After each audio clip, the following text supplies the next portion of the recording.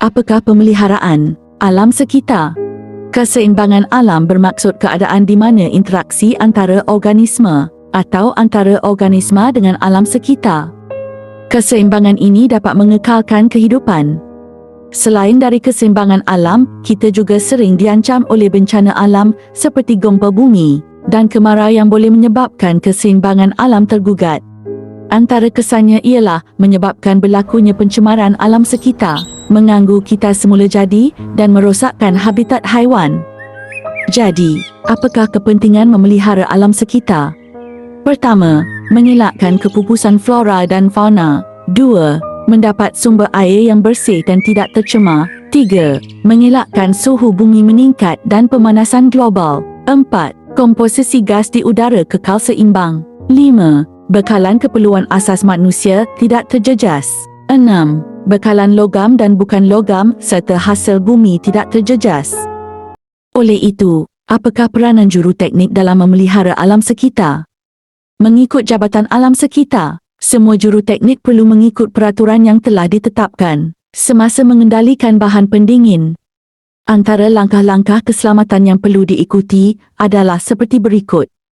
Pertama, latihan dan kursus perlu diikuti oleh semua juruteknik dan pengendali bahan pendingin. 2. Syarikat perlu menetapkan kriteria yang perlu diikuti oleh kontraktor semasa mengendalikan bahan pendingin. 3. Integriti dalam keselamatan hendaklah diikuti oleh juruteknik semasa mengendalikan bahan pendingin. 4. Dengan mengikut peraturan dari Jabatan Alam Sekitar JAS, juruteknik akan dapat mengurangkan kemalangan semasa mengendalikan bahan pendingin. Apakah kesan pengabaian pemeliharaan alam sekitar? Pertama, penipisan lapisan ozon. Pemanasan global akibat daripada penyusutan lapisan ozon melindungi bumi dari pasa sinaran terus cahaya matahari. Pendedahan secara terus kepada cahaya matahari boleh menyebabkan kanser kulit. Di samping itu, pancaran matahari yang terik juga akan menyebabkan berlakunya pencairan ais di bahagian kutub bumi. Pada masa kini, ekosistem di dunia mengalami ketidakseimbangan. 2. Hujan asid. Ianya berlaku disebabkan penggabungan gas sulfur dioksida dan nitrogen oksida dengan air hujan, dan seterusnya asid sulfurik dan asid nitrik. Asid akan berkumpul di dalam awan dan turun bersama-sama dengan hujan. Kesannya, ia membunuh tumbuh-tumbuhan dan juga hidupan air serta meresap ke dalam tanah, menyebabkan kualiti tanah berkurang serta tidak subur. 3. Kesan rumah hijau dan pemanasan global. Kenaikan suhu bumi dan penipisan lapisan ozon juga menjadi punca kepada pemanasan global yang dirasakan oleh seluruh dunia. Kenaikan suhu bumi adalah disebabkan oleh pembebasan gas-gas karbon dioksida yang terkumpul di dalam udara. Gas karbon dioksida yang terlalu banyak telah menyebabkan haba terperangkap dan akhirnya suhu bumi meningkat dan persekitarannya menjadi panas. Penyusutan lapisan ozon juga menyebabkan kejadian pemanasan global ini. Kesannya adalah permukaan bumi akan menjadi panas, ekosistem terganggu, banjir berlaku secara kerap dan berlakunya kejadian alam tidak normal. 4. Atmosfera. Kesan terhadap atmosfera yang dibawa oleh pencemaran udara ialah mengurangkan jarak penglihatan akibat jerebu. Jerebu ialah keadaan kehadiran partikel terampai di atmosfera seperti gas-gas, debu, habuk dan zarah di dalam keadaan udara kering. 5. Kesihatan manusia. Gas-gas seperti karbon monoksida akan meracuni sistem pengangkutan oksigen dalam darah dan melambatkan tindak balas manusia jika berlakunya pencemaran udara. Bahan-bahan yang dibuang dalam sungai akan mengurangkan kandungan oksigen dalam air. Seterusnya, hidupan akan mati apabila memakan bahan beracun dari sumber air yang telah tercemar ini.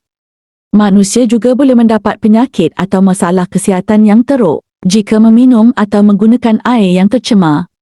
6. Kualiti tanah merudum. Sisa-sisa industri dan hasil tumpahan daripada kilang atau kenderaan motor akan menjadikan tanah rosak dan kualitinya merudum.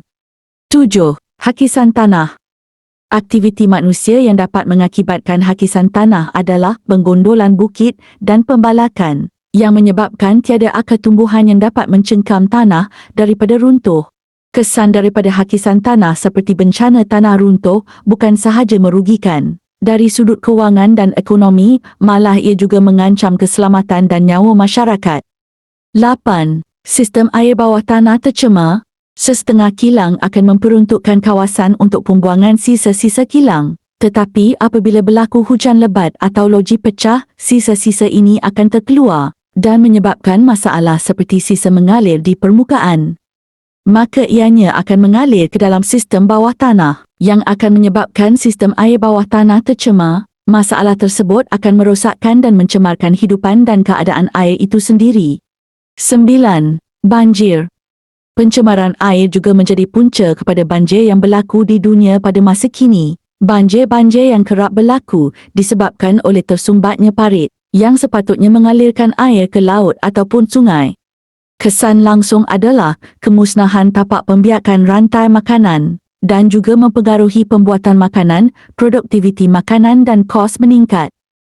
Next, pelupusan sisa. Pelupusan bahan pendingin dan minyak mengikut prosedur yang betul. Semua peralatan yang menggunakan bahan pendingin hendaklah dilupuskan mengikut prosedur yang telah ditetapkan oleh Jabatan Alam Sekitar. Pertama, di bawah peraturan pengendali bahan pendingin yang hendak melupuskan bahan pendingin, mestilah mempunyai rekod dan mendapat pengesahan daripada pihak yang bertanggungjawab. 2. Rekod-rekod pelupusan hendaklah disimpan sekurang-kurangnya 3 tahun bagi pemantauan oleh Jabatan Alam Sekitar. 3. Bahan pendingin akan diproses semula kepada standard ARI 799. Setelah itu ianya bolehlah diguna semula ataupun dijual untuk digunakan semula. 4. Bagi pelupusan minyak bahan pendingin dari unit tebus guna, ianya hendaklah dihantar kepada pihak yang menguruskan pelupusan minyak bahan pendingin. Seterusnya, keselamatan silinder penyimpanan bahan pendingin. Pertama, silinder penyimpan haruslah diperiksa secara visual terlebih dahulu. Pengendali hendaklah mengikut sepenuhnya kriteria pemeriksaan yang telah ditetapkan oleh Jabatan Alam Sekitar. 2. Hendaklah melabelkan pada silinder berat silinder kosong dan berat maksimum bahan pendingin yang boleh diisi. 3. Pastikan silinder bebas dari kebocoran bahan pendingin. 4. Jangan terlebih muatan ketika mengisi bahan pendingin ke dalam silinder penyimpanan bahan. Demikian sikap dan etika yang baik untuk menjadikan bumi yang bersih dan selamat untuk didiami. Sekian, terima kasih.